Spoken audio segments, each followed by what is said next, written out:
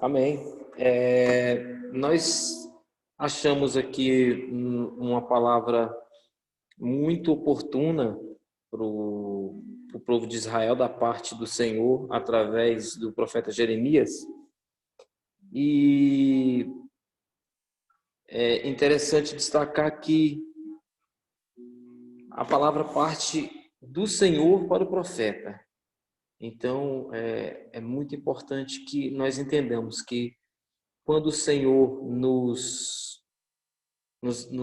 dá uma palavra, quando o Senhor nos permite transmitir a palavra dele, a gente tem que transmitir de uma forma séria e da forma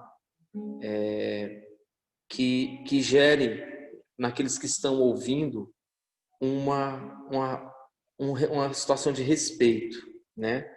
Porque o que estava acontecendo aqui com o povo de Israel naquele momento era uma coisa muito grave, em que a geração posterior àqueles que saíram do Egito estava, como é que a gente vai falar isso, infringindo, né? Estava se rebelando contra a aliança que os pais deles haviam feito ali naquele tempo passado.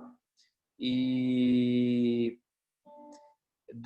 isso era muito sério perante o Senhor, porque além de ser uma desobediência, era como se eles estivessem se rebelando, conspirando contra o próprio Deus, contra o próprio Senhor que os havia escolhido para ser o seu povo. Então, é uma outra coisa que a gente deve temer ao Senhor. É quando nós fazemos uma aliança, quando nós firmamos um compromisso com Ele e nós nos rebelamos, né? Nós nos tornamos displicentes com relação à aliança que temos feito. E ali nós vemos um povo que estava chegando a uma loucura tão grande nesse aspecto que estava a ponto de adorar outros deuses. É como se eles estivessem provocando a ira de Deus, né? Eles estavam de uma forma que estavam assim querendo se tornar como se estivesse governando a própria vida, ignorando que toda a direção, todo o direcionamento da nossa vida tem que vir da parte de Deus, amém? E a gente vê no decorrer do que o Senhor vem falando para o profeta e expondo aquilo da forma grave como estava acontecendo, que o Senhor também revela ao profeta que não vai mais dar ouvidos àquela geração como ele havia dado à geração anterior. O Senhor não estaria mais ouvindo o clamor daquele povo. Isso é uma coisa muito séria quando nós não nos fazemos mais ouvir por Deus. Por quê? Porque você passa a ser maldito. A palavra vem falando aqui sobre as coisas, os acontecimentos terríveis que iriam acontecer sobre aquele povo, né? E nós vemos que Deus, ele quer de nós uma exclusividade. Deus quer que entendamos nos dias de hoje a aliança que temos com Ele. Porque Deus tem cumprido através dos anos a promessa, essa aliança que Ele firmou lá atrás. Essa aliança nós temos entendido que ela é uma aliança atemporal. O Senhor fez com o seu povo lá atrás e nós observando que o Senhor abriu essa aliança, a extensão dessa aliança para os povos que estavam indo, que os povos que eram além de Israel. Ou seja, essa aliança nos alcançou. Então, a seriedade, o compromisso que devemos ter com essa aliança é uma garantia de que toda a nossa vida irá bem. Porque, de outra forma, as maldições, coisas terríveis irão acontecer na vida daqueles que desprezam essa aliança, né? Outra coisa interessante também que eu tiro para a minha vida é que eu nunca devo estar pecando, me tornando inaudível a Deus, porque coisa terrível, uma terrível maldição é o Senhor fechar os ouvidos para as minhas orações, para as nossas orações. Amém? Então, essas foram as principais lições que eu tirei desse texto, né? Tanto com relação a nós como povo dessa aliança, como aqueles que recebem a palavra do Senhor, como aqueles que firmam a aliança e como aqueles que têm levantado o seu clamor para orar, né? Temos tido tantas causas, tantas razões para estar levantando nosso clamor ao Senhor. Amém? Então, nessa noite, é esse o entendimento que eu tive desse capítulo de Jeremias 11. Que Deus possa abençoar essa meditação na vida dos irmãos. Amém? Amém. Graças a Deus. Então, vamos orar e em seguida a gente passa para o pastor Josias. Senhor Jesus, eu quero te louvar e te agradecer por mais uma oportunidade de estarmos aqui juntos para conversarmos, para aprendermos a respeito de ti e da tua palavra. Muito obrigada por essa reflexão, que o Senhor possa continuar falando aos nossos corações, que possamos ser transformados pela tua palavra. Trabalha, Jesus, no coração e na vida daqueles que estão aqui e também dos que não puderam estar conosco. Que o Senhor possa continuar, Jesus, operando no meio do teu povo. Em nome de Jesus, amém.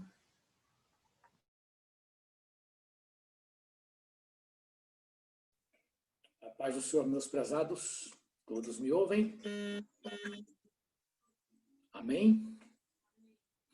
Muito bem, nós estamos aqui nesta quarta-feira e de novo comprometidos com o aprofundamento da palavra de Deus e nós continuamos orando para que a palavra de Deus continue crescendo em nossas vidas, porque esse deve ser o foco de todo cristão verdadeiro, o crescimento da palavra de Deus.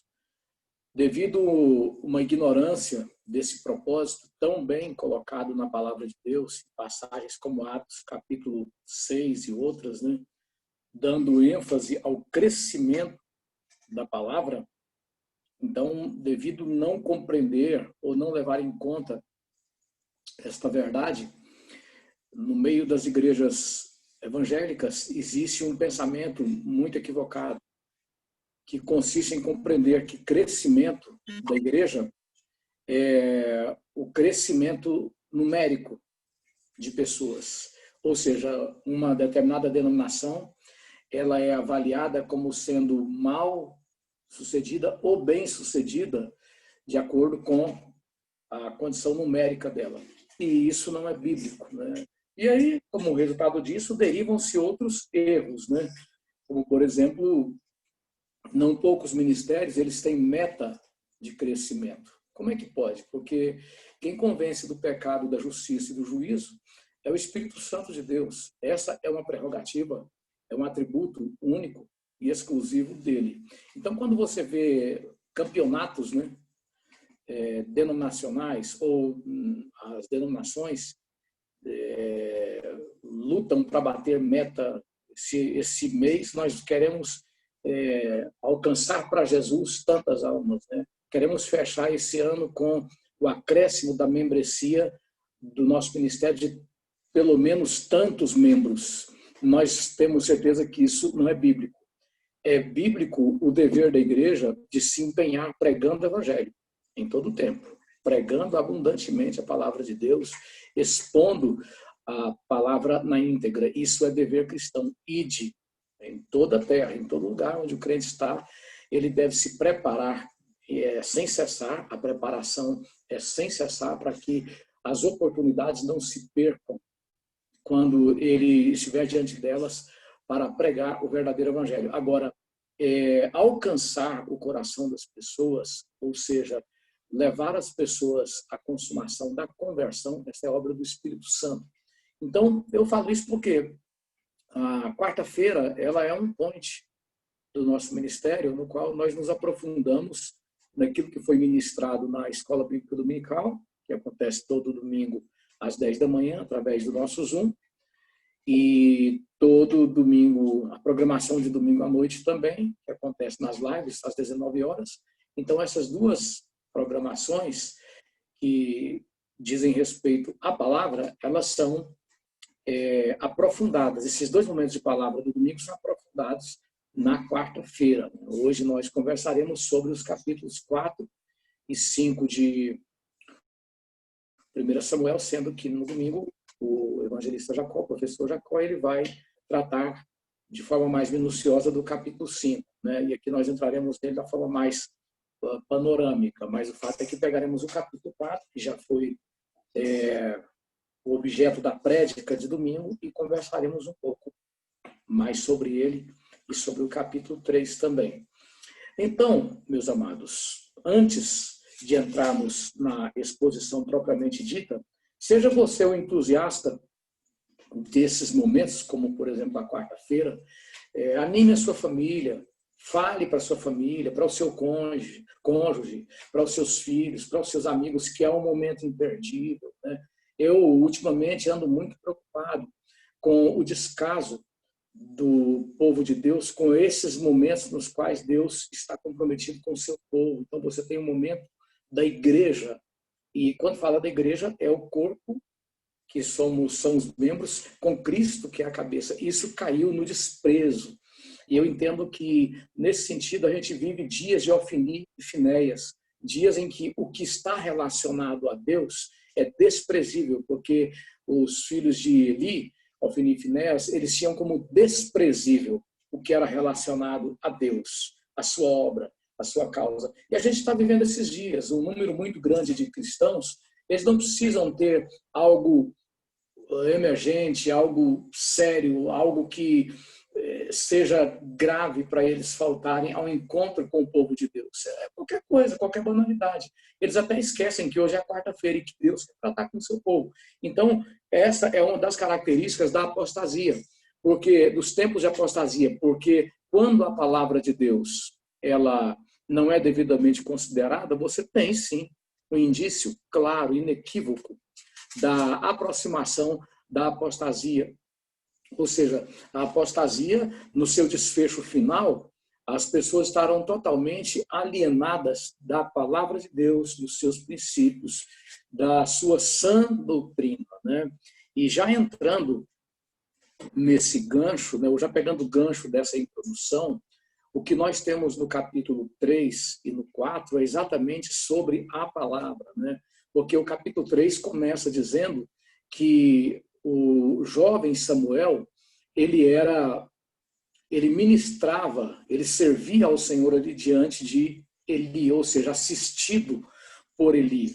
E a palavra do Senhor era de muita valia. A outra tradução que diz que a palavra era raríssima naqueles dias. Isso porque havia já ali uma situação de transição em que Deus não falava mais com Eli e estava passando esse ministério para Samuel. Então, para Eli, essa palavra já não existia praticamente, tanto que Deus estava falando com Samuel. E para Eli, para seus filhos e para muitas pessoas daquela geração, a palavra ela não dizia mais respeito. E você percebe que pela história Deus fez isso. Por exemplo, existiu um período interbíblico de 400 anos em que aquele povo, depois que teve tanta oportunidade de se arrepender, de se comprometer com a palavra, não querendo compromisso, Deus faz o quê? Dá um zero ali neles, né, de 400 anos, o chamado período interbíblico, né, até o cumprimento da palavra através da vinda física do Senhor Jesus. Então, a palavra ali em 1 Samuel capítulo 3 está assim retratada como rara naqueles dias, né? Depois você percebe que já no capítulo 4 de 1 Samuel vai dizer que veio a palavra de Samuel a todo o Israel, né? Só que, como nós ministramos no domingo, esta palavra era o ministério que já estava passado, já estava nas mãos de Samuel, e que agora veio para todo Israel, como dissemos no domingo, ela veio agora através das trágicas circunstâncias, os trágicos acontecimentos, né? Não sei quantos de vocês assistiram um vídeo que eu coloquei nas redes sociais anteontem, mas nele foi dito que o povo de Israel, nesse momento em que a palavra vai lhes falar através da tragédia, da morte, da derrota que lhes sobreveio na batalha contra os filisteus, então o povo, nesse momento, ele alterna seus sentimentos entre a euforia e o pânico, e o desespero. Né? Primeiro, o desespero, né? O pavor, porque eles são derrotados e mais de 4.000 soldados israelitas morrem nas mãos dos filisteus. Aí eles fazem aquela pergunta, por que que o Senhor permitiu isso? Por que que o Senhor permitiu que fôssemos derrotados diante dos nossos inimigos? Então, eles entram num consenso para que a arca que estava em Siló, ela fosse trazida para ir para a guerra, porque eles atribuíam à arca um poder de um amuleto da sorte, né? E é interessante nesse aspecto, antes de entrarmos na sessão de participação, aí onde os irmãos poderão participar, é muito interessante perceber que a condição espiritual daquela nação, da nação de Israel, como povo de Deus, era uma condição que encaminhava-se para a apostasia, a perda da sensibilidade total para com Deus, para com sua palavra.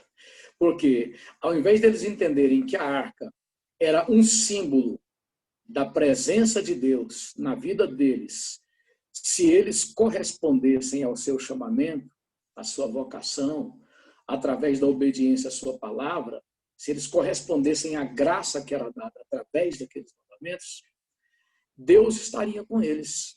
Então você vê aí uma condicional a um se. O tempo inteiro Deus falou para o seu povo, se atentamente ouvirdes a minha voz, obedeceres os meus mandamentos. Né? Esse povo, como estava numa inclinação de afastamento de Deus, eles passam a ter um entendimento das coisas de Deus que os nivela aos ímpios. Isso porque a arca para eles era, como falei, um amuleto de sorte. Eles se esquecem que não era nada disso. Ela simbolizava a presença de Deus com eles o tempo inteiro, se eles obedecessem aos seus mandamentos. Né? E aí eles entendem, não, vamos trazer essa arca para dar sorte, para a gente ir para a guerra.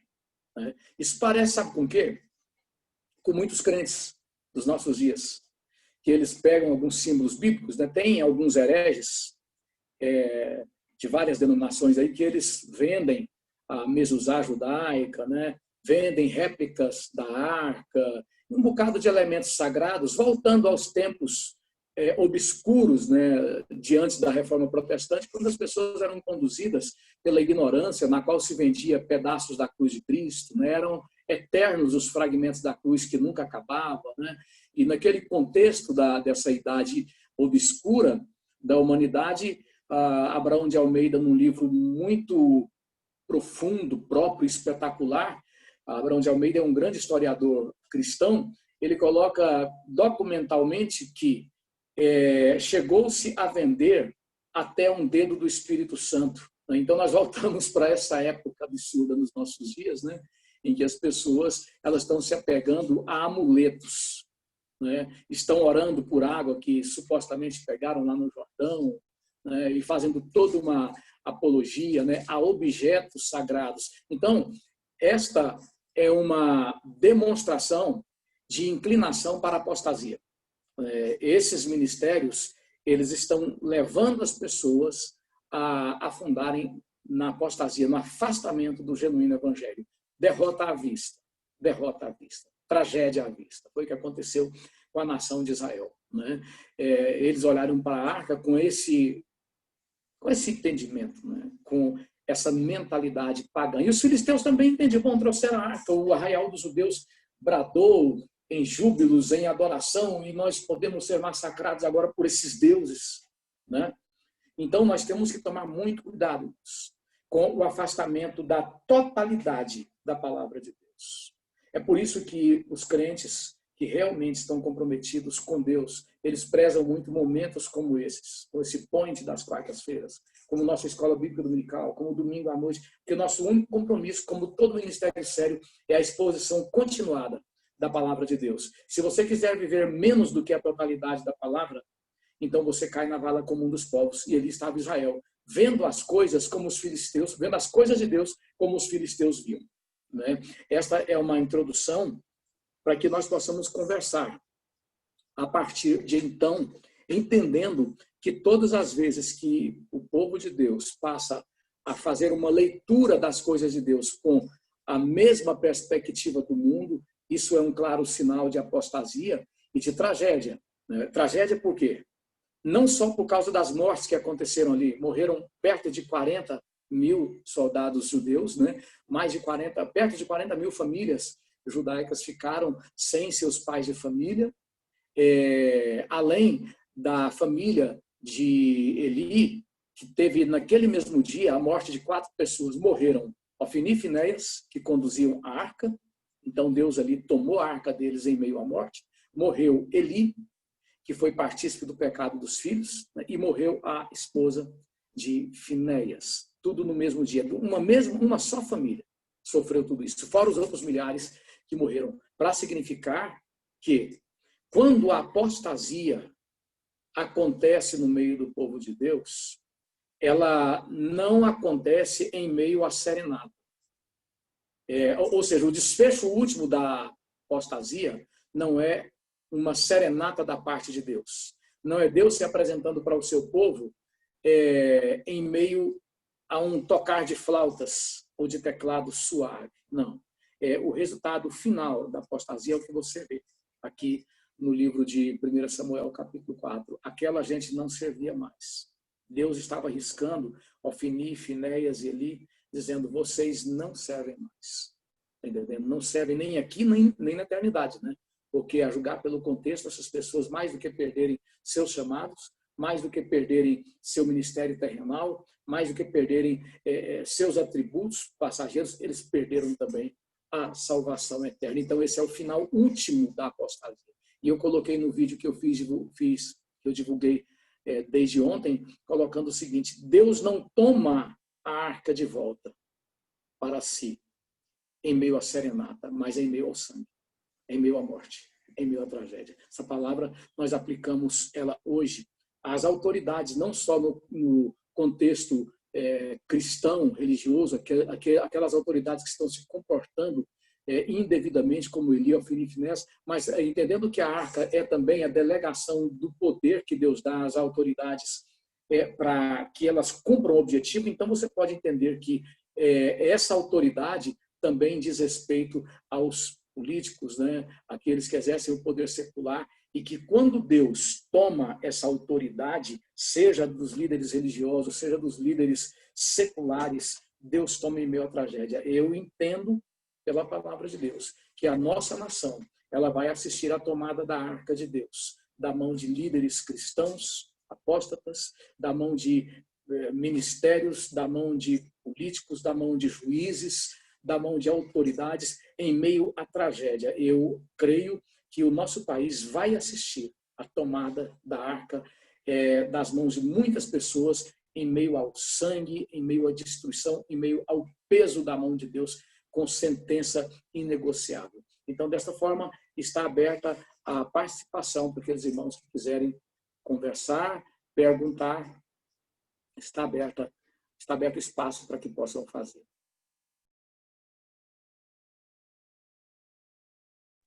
Tem alguma participação no chat? Alguma pergunta? Temos um comentário. Pode falar. Os israelitas perderam a guerra, pois confiaram na arca e não em Deus. Nossa única segurança baseia-se não em atos, amuletos ou sinais externos, mas numa simples, sincera e inquebrantável comunhão com Deus. Só assim seremos vencedores.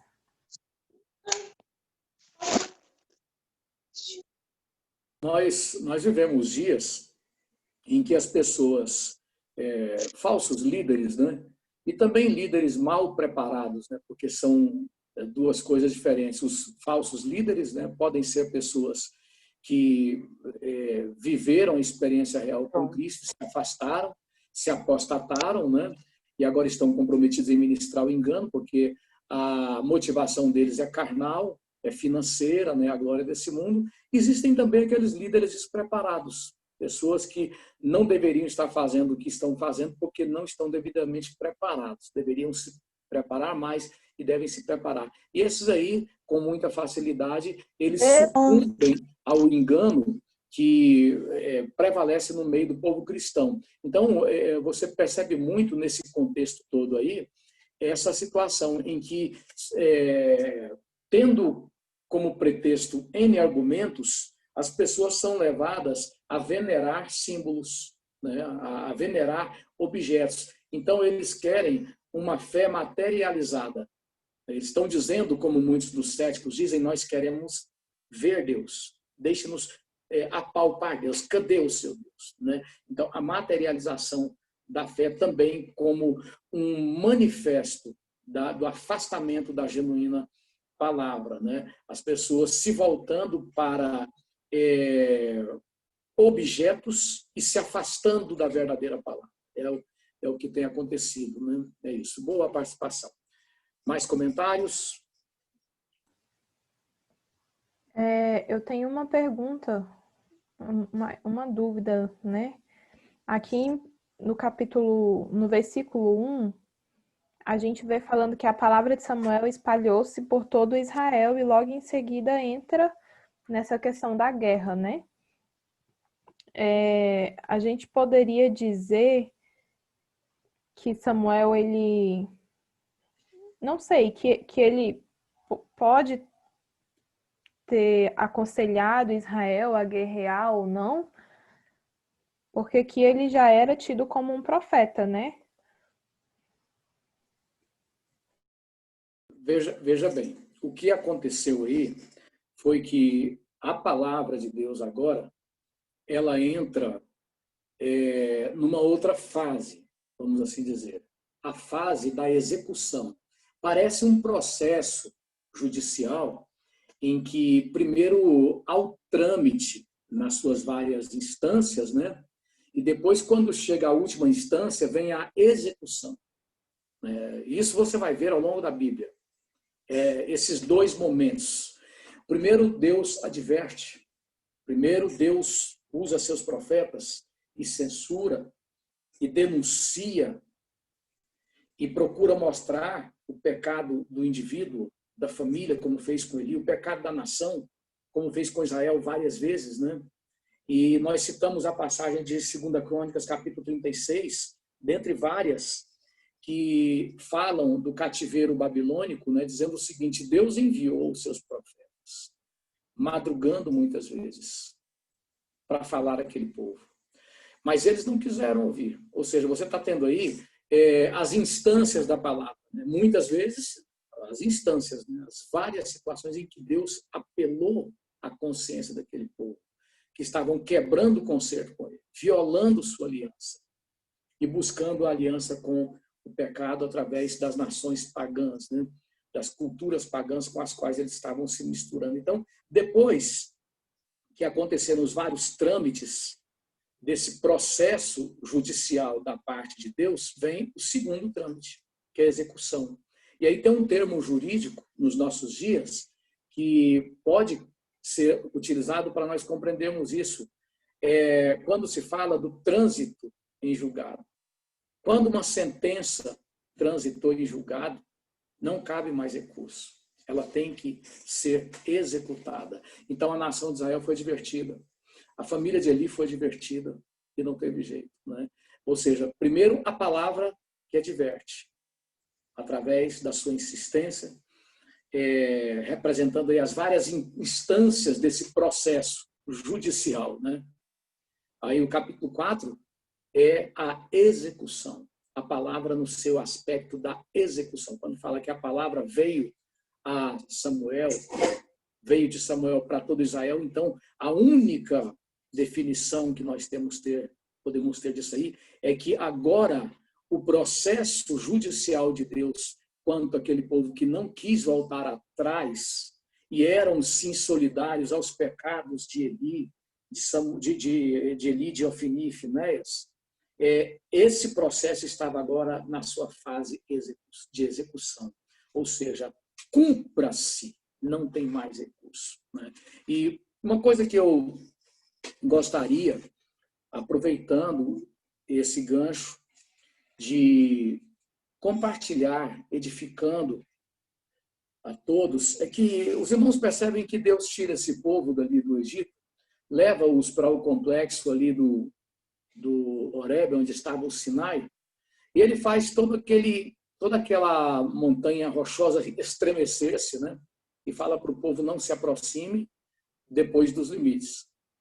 E todo aquele pavor que toma conta daquele povo ali, queria dizer, dentre várias coisas, o seguinte: o que está sendo entregue para vocês aqui, para a nação de Israel, e isso é também para as próximas gerações, para sempre, não só de israelenses, mas de toda a terra, porque nós temos que entender que os marcos civis, regulatórios da ética, dos princípios que deveriam pautar a conduta humana para que a existência humana tivesse a dignidade dada por Deus, isso estava sendo dado ali no Monte Horebe, né? E depois isso iria seguir na revelação progressiva da palavra de Deus, que teria ali em Siló e na arca uma manifestação significativa. A arca, porque sabemos que ela simbolizava a presença de Deus, ali descia o próprio Deus, a Shekhinah de Deus. O povo fala Shekinah, né? A pronúncia certa, mais correta, é Shekhinah. Então, a Shekinah ou a Shekhinah descia ali. E no que descia ali, estando a arca também em Siló, o povo comparecia para ofertar a Deus, nesse contexto de manifestação de Deus, né? E também o povo estava ali para se aprofundar nos princípios, exatamente esses valores, esses fundamentos eternos, que evoluiriam para toda a humanidade, né? E então era a lei que estava sendo dada ali. O que precisamos trazer disso para as nossas vidas? Deus está dizendo, dentre várias coisas, o seguinte: é a lei, cale-se. Não é um discurso entre Deus e o homem. Não é um diálogo. Não é uma palestra onde você pode colocar o que você acha e Deus está ali como moderador para razoar com você, para recuar ou avançar de acordo com o entendimento geral. Mas isso é a lei, é para ser cumprido. Ou você cumpre, ou você vai amargar as consequências. Né? É como quando chega, vamos supor, um oficial de justiça na casa de alguém. Ele está ali com uma ordem, tem que ser cumprida. Né? Ou quando chega um agente público, um policial, para executar uma determinação, ou quando um próprio magistrado chega e coloca algo que já está definido, ele não está pedindo uma manifestação de um ponto de vista. Simplesmente é a lei, cumpra-se. Né? Então, Israel, como o irmão Sidney também colocou na introdução, estava ali peitando o próprio Deus. Estava ali querendo ocupar o lugar do próprio Deus, não cumprindo o que era para simplesmente ser cumprido. E o resultado disso aí é que a palavra de Deus, que já tinha percorrido essas instâncias, agora ela entra no seu trâmite de execução. Né? Aí as tragédias são inevitáveis. É isso aí. Não sei se acho que respondi a pergunta da Keren, a colocação. Tem mais alguém com perguntas, com colocações no chat ou falando? Eu tenho uma pergunta aqui a fazer. Pois não. A gente vê aqui, né, do capítulo 13 ao 18, a reação de ele quando soube da perda da arca foi até mais imensa do que a notícia da morte dos filhos, né? Pelo que o texto revela. E também aqui a atitude da esposa de Finéias. Então, assim, eu tenho uma dúvida. Esse comportamento deles, essa reação deles, seria em relação à arca? Seria mais uma questão assim, de idolatria pelo simbolismo da arca, ou eles tinham de fato noção de que aquilo ali estava representando assim a perda da presença de Deus, né? Com a perda da arca, se para eles ela representava assim a perda da presença de Deus. Então, vamos entender à luz do contexto. Nós temos as duas situações que a Kézia colocou aí. Nós temos, no contexto, um homem que se voltou para a questão secular, para a questão material, para os privilégios da vida temporária, do qual ou dos quais a religião se transformara apenas num trampolim, né? E à medida que isso se agrava, vem, como disse, o juízo de Deus. Só que, quando ele foi advertido disso, vocês percebem que no capítulo que nós estudamos, lá no capítulo 3, ele diz para Samuel, ele é Deus, ele faz o que ele quiser. Né? Ele é Deus, ele faz o que ele quiser. Então, quando ele deveria ter se procrastinado ali, se humilhado, suplicado pela família, tendo consciência daquilo, mas o fato é que ele estava também nesse mergulho apóstata. Ele estava perdendo a noção. Ele estava perdendo os olhos não só fisicamente, mas também espiritualmente. E naquele momento, vamos dizer assim, naquele aprofundamento, naquele mergulho, né, para a morte espiritual, ele não tinha noção, ele não tinha condições de sentir na íntegra o que significava o que Deus estava colocando. Porque uma coisa é você receber a notícia de que algo poderá acontecer. A outra coisa é quando você está vivendo a experiência na prática, né? Então, no momento em que ele sabe da perda da arca, da morte dos filhos, vem tudo de uma vez, né? O que nós podemos depreender é que Eli, naquela condição de frigidez espiritual, ele tem ali um feedback, ele tem um insight ali, um entendimento da situação como um todo. Né? Quando ele sabe, foi tomada a arca, então ali ele entende, creio eu que ele entende, a condição geral da perda, como tendo sido a perda sacerdotal, a perda espiritual. Ele entende ali que Deus tinha rompido com ele, com a família dele, que Deus falava sério.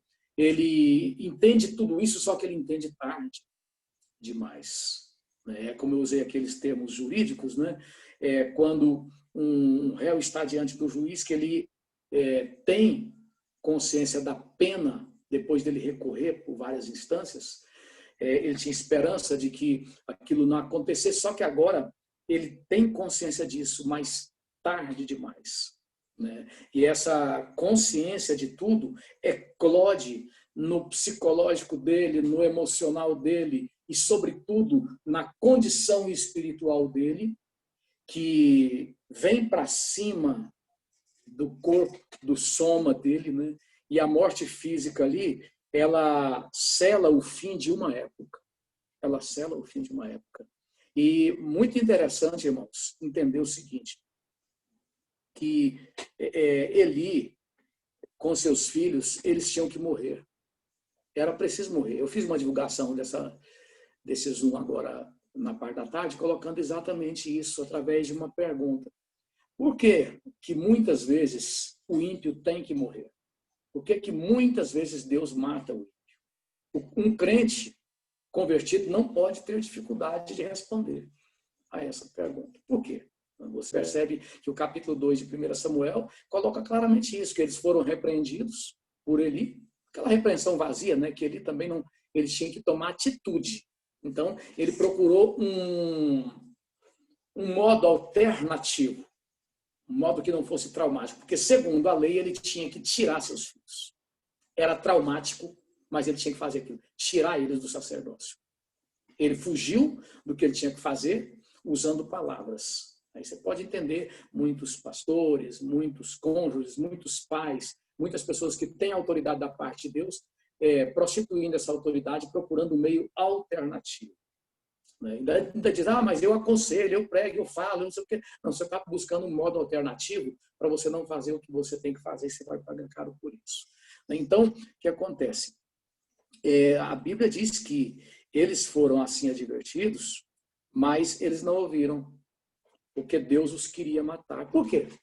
Por que Deus, muitas vezes, mata os perversos, se ao mesmo tempo a Bíblia diz que Deus não tem prazer na morte do ímpio? Irmãos, ali em Siló estava o centro de construção desses princípios, como falei, princípios que seriam para toda a humanidade. Os valores absolutos vieram de Israel. Então, Siló, juntamente com a arca, representava a evolução desses princípios para a humanidade. E Ofni e Finéias, ali em Siló, o local sagrado, né, e aonde estava a arca, onde se manifestava a presença de Deus, eles estavam promovendo prostituição, bebedeira, né, toda sorte de depravações. Eles estavam decididos a dizer para o povo o seguinte: olha, Jeová e seus valores não valem mais nada, são irrelevantes. Jeová e seus valores são irrelevantes. Pela história, quando você vê o ímpio na fluência do seu pecado, ele quer dizer para todos que estão ao seu redor: olha, os valores que foram ditos com relação a Deus, juntamente com Deus, não valem mais nada, são irrelevantes.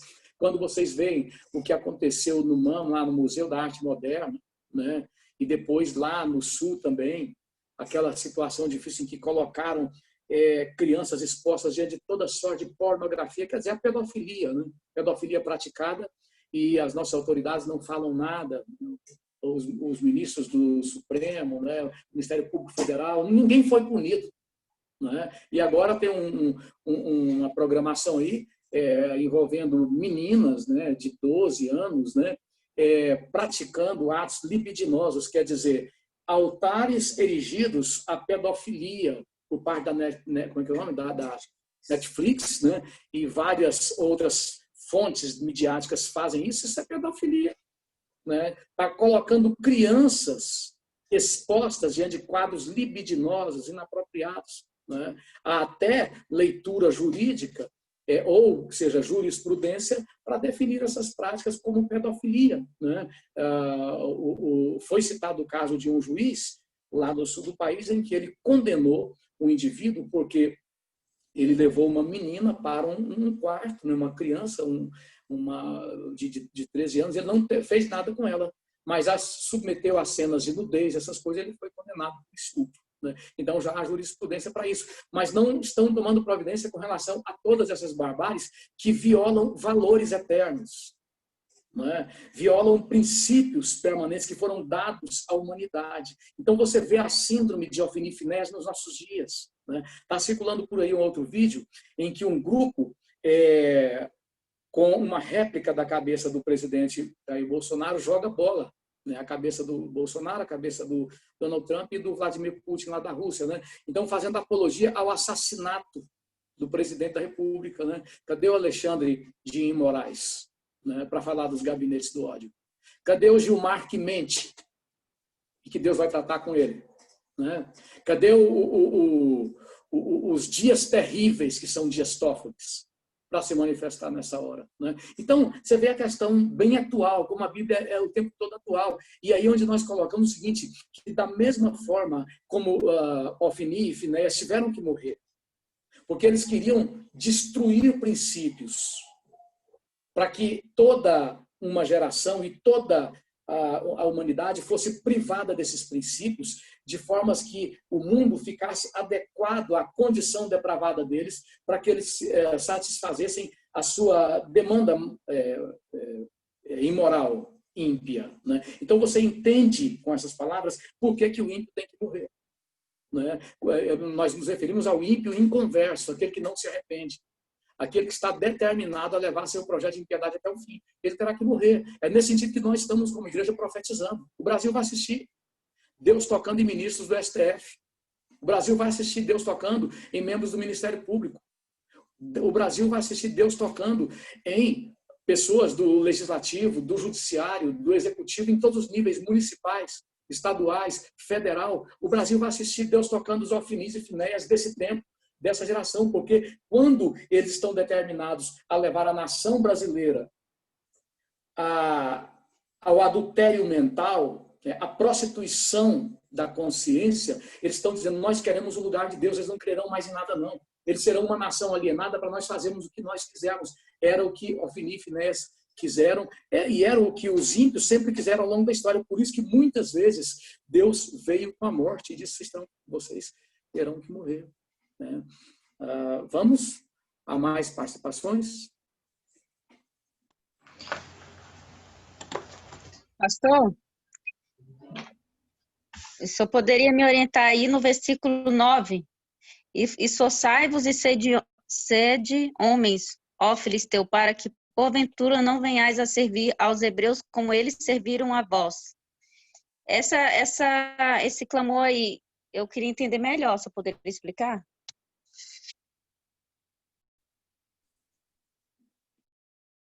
Então fale.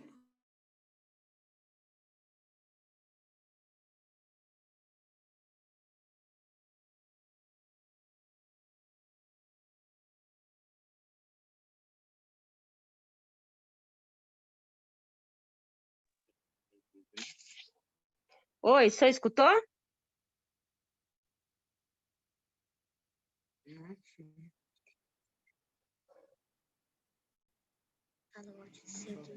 Oi. Ok. Oi. Oi, irmã Michele.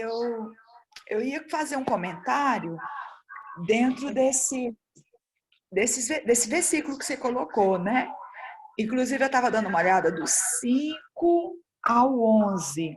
Aqui fala, né, que a arca, quando ela chegou lá no arraial lá do povo de Deus, né? Então, o povo lá, eles começaram a gritar com um grande brado, de forma que os filisteus escutaram e ficaram assustados pelo fato da arca ter chegado lá. Então, na ideia dos filisteus, eles acharam que os deuses haviam descido no arraial, né, lá do povo de Israel, e que eles estariam agora detonados, né, que eles seriam destruídos, né? E é interessante que os próprios filisteus, eles também temiam a arca, né? Eles tinham um certo temor. Eu achei, assim, muito reflexivo esses versículos do 5 ao 11, porque eles próprios, né, aqui no verso 9, eles se colocam dizendo, ó, filisteus, vocês se levantem aí como homens fortes, nós não queremos ser escravos, né, dos israelitas, como um dia eles foram nossos escravos, né? Então, vocês têm que ser fortes aí para a gente pelejar contra eles, né?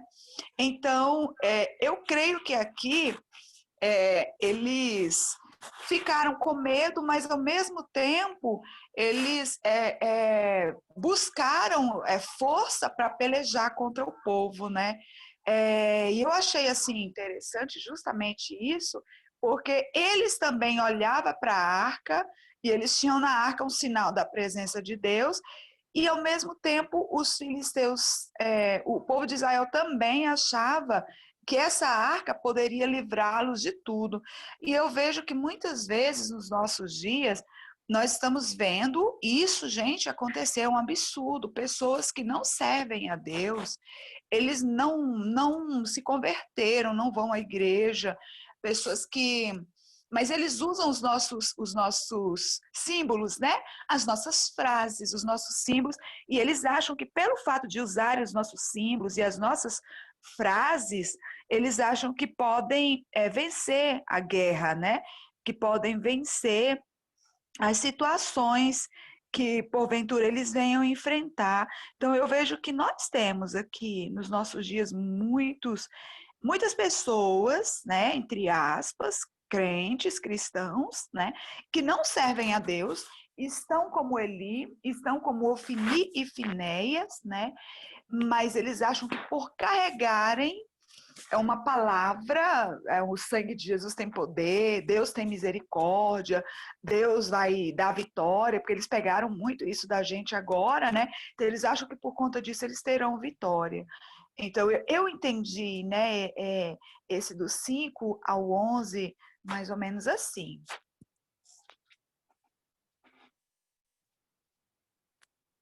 Agradeço, pastora. Ficou ótimo. Obrigada. Muito bem.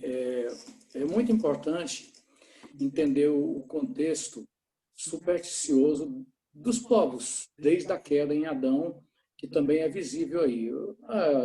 Israelitas que foram chamados por Deus, para os quais foi dada a verdadeira palavra, estavam numa mesma condição de paganismo, de ignorância com relação à palavra, que os que não tinham a palavra, né? E o temor dos filisteus era um temor, vamos dizer, nesse contexto supersticioso. O que aconteceu? Eles citaram os acontecimentos do Egito. Esses são os deuses que vieram lá do Egito, né? Quem somos nós contra esses poderosos deuses? Você veja que a alegação deles é uma alegação politeísta. Eles se referem ao Deus único e verdadeiro como mais um Deus, ou seja, como fazendo parte desse panteão de deuses, né? E que eles deveriam pelejar para não se tornar escravos do Deus ou dos judeus, né? Era uma visão dos povos daquela época. Eles poderiam ter sucesso ou não contra as divindades que tinham até forma humana, né? E o incrível é que os filisteus, diferente de Raabe, diferente dos gibeonitas, que souberam dos grandes acontecimentos do Egito e se converteram, inclusive Raabe vindo a fazer parte da ascendência de Jesus, os filisteus se mantiveram dentro de uma caixinha mística, né? Uma caixinha, vamos dizer assim, supersticiosa, esotérica, na definição falsa a respeito de quem é Deus, né? Não entenderam ou se fecharam para o entendimento que poderiam levá-los à mesma conversão que levou Raabe, né? Que levou os gibeonitas, né? Que fizeram história com o povo judeu. E nessa condição, hoje, desse temor inútil, né? Desse entendimento fantasmagórico da palavra de Deus, estão muitos cristãos, entre aspas, né? Pessoas que não tiveram um conhecimento genuíno da palavra de Deus, tudo que eles sabem de Deus é misticismo, né? Revelamento, profetamento, o temor inútil que os povos têm com relação a Deus. Muito boa esta pergunta da irmã Michele, propiciando uma explanação significativa. Ainda há espaço para comentários e participação dos demais. A verdade é que a gente vê aqui que aquele povo, tanto os israelitas como os filisteus, por eles viverem em uma situação de rejeição à palavra de Deus, né? As instruções do Senhor, eles passaram a olhar a arca como de uma forma supersticiosa, né? Como se fosse um talismã, como se aquele objeto em si tivesse qualidades mágicas, né? Fosse algo mágico. Tendo aquela arca, tendo aquele objeto, então coisas milagrosas poderiam acontecer, vamos assim dizer, né? E nos nossos dias a gente vê que isso não é diferente, né? A gente vê que a Bíblia, que a palavra de Deus, ela é usada como um talismã, né? De forma supersticiosa, né?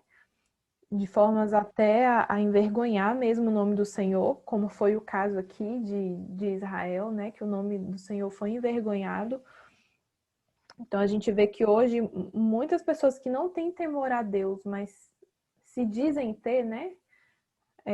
Usam a Bíblia, usam a igreja, né? Vamos assim dizer, o prédio ali, como se fosse um talismã, como se fosse uma coisa milagrosa. A gente vê pessoas que elas passam quinta, sexta e sábado bebendo, nas farras, na bagaceira, vamos assim dizer, e quando chegam no domingo de noite elas vão para a igreja, para aquele templo, para aquele prédio ali, vamos assim dizer, como se fosse para lavar a alma, né? Para lavar os pecados. E na segunda-feira volta a viver tudo errado de novo, né? Então a gente vê que o que acontecia lá no passado continua acontecendo hoje, né? A Bíblia, a palavra de Deus, o nome de Deus sendo usado como se fosse um talismã, né? Muito bem, meus amados. Alguma participação a mais? Fique à vontade. Alguma pergunta ou colocação que possa enriquecer esse momento que Deus nos deu para o crescimento do seu povo?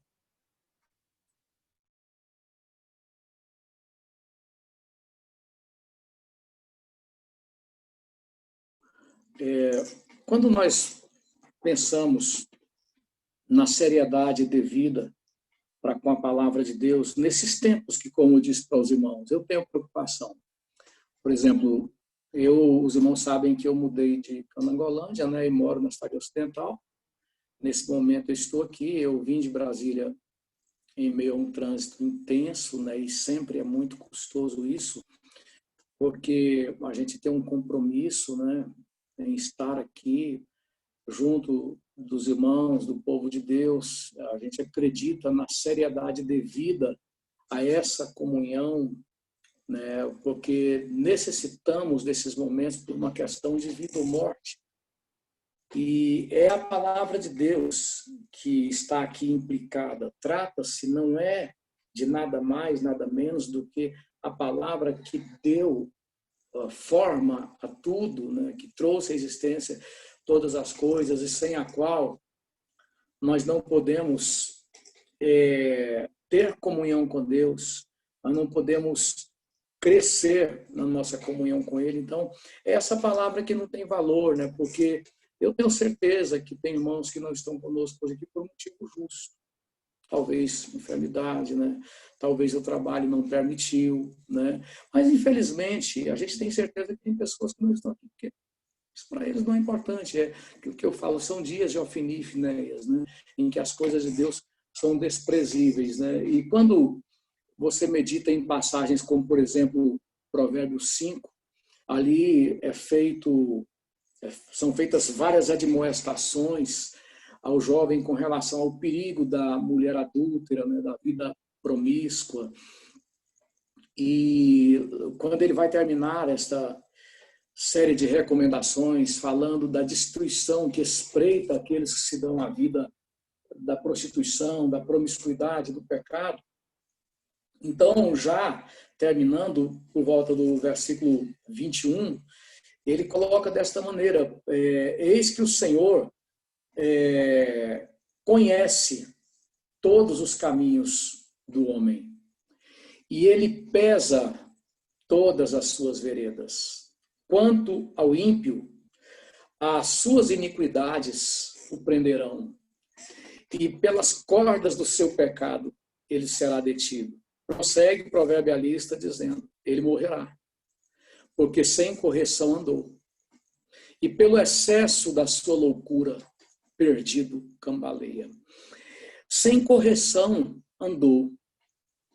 O desprezo à palavra de Deus, o desprezo aos princípios eternos. As pessoas não querem investir, não querem apostar momentos para crescerem no conhecimento da palavra de Deus. Elas têm tempo para tudo nessa sociedade e se preparam para desenrolar o tapete vermelho para o anticristo. Mas para a palavra de Deus, elas não têm tempo.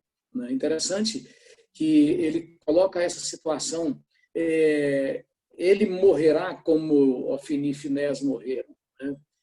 Porque ele diz que pelo excesso da sua loucura, ele perdido cambaleia, né? E eu acho interessante que, da mesma forma, quando o texto trata dessa condição que é a rebeldia humana por rejeitar a palavra de Deus, o versículo 21, ele diz que o Senhor conhece todos os caminhos do homem e ele mede, né, ou ele pesa todas as suas veredas. Aí você lembra de fatos na história humana e na história bíblica, né? Quando, por exemplo, Belsazar estava ali festejando naquela noite de orgia, de bebedeira, né, de desregramento, que é o que acontece sem um compromisso continuado com a palavra de Deus, as pessoas se entregam à devassidão, né, ao desregramento em todo sentido. Então, naquele momento ali, Deus vem e cumpre esta palavra que diz: Deus pesa todas as suas veredas. Ali foram pesadas as veredas de Belsazar. Quando a palavra traduzida por Daniel diz mene, mene, tekel, varsim, ou seja, pesado fosse na balança e achado em falta. Passado é de ti o reino, né? E nós terminamos essa ministração desafiando, constituindo todos aqueles verdadeiros cristãos a se posicionarem mais do que nunca no compromisso com a palavra de Deus. Pare para pensar, irmão, no que essa palavra diz. O versículo 21, por exemplo: o Senhor conhece todos os caminhos do homem. O Senhor conhece os caminhos daqueles que não estão conosco hoje, quando Ele está aqui reunido com o seu povo, por um motivo justo. O Senhor conhece todos os porquês. O Senhor conhece aqueles que não estão aqui conosco, porque Deus não é mais prioridade para eles. A palavra de Deus não é mais prioridade para eles. Crescer na palavra é algo que hoje é irrelevante para eles. E esta foi a realidade dos Ofinis e Finéias pela história, né? Eu agradeço a Deus pela vida de cada um dos irmãos que estão aqui conosco nesta noite. Foi uma alegria muito grande poder estar com os irmãos. Não importa se foi um, se foi dois, isso não é o que importa. O que importa é que esses um, ou dois, ou três tiveram essa responsabilidade, né, quanto ao crescimento da palavra, e isso é o que para Deus faz sentido. E antes de terminarmos ministrando, orando pela Igreja do Senhor, os irmãos não se esqueçam de que amanhã e sexta-feira nós temos duas lives muito importantes falando da inclinação para o suicídio. E amanhã estará conosco, amanhã a pastora Isvanilza. Amanhã a pastora Isvanilza estará conosco, né, ministrando uma palavra muito oportuna. Ela tem formação em psicologia, né, tem formação em história também, e além da formação teológica, bíblica, né, ela tem essas outras desenvolturas com as quais poderá contribuir significativamente nesse momento em que há uma preocupação com o suicídio, né, cada vez mais crescente na nossa sociedade e mundo afora. Então, eu peço aos irmãos que divulguem, chamem a família, né?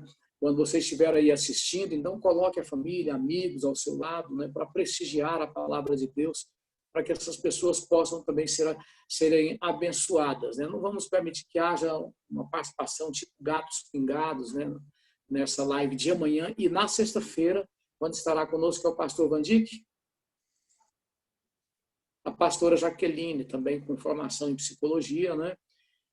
A esposa do pastor Wesley, estará dando uma contribuição na sexta-feira. Então, serão essas duas semanas, nas quintas e sextas-feiras, que teremos esse espaço tratando da questão do suicídio, que desde já eu peço o empenho de todos, divulgando, e participem também, ok? Trata-se das coisas relativas à casa de Deus, irmãos. Vamos tratá-las com esmero, com temor, com tremor, com santidade, com o desejo de termos a aprovação de Deus, sendo conduzidos pelo mesmo Espírito que conduziu Samuel rumo ao compromisso, à seriedade, buscando a aprovação de Deus e sempre prevalecendo contra o Espírito que opera nos filhos da desobediência e que operou na vida de Ofni, de Finéias e de Eli.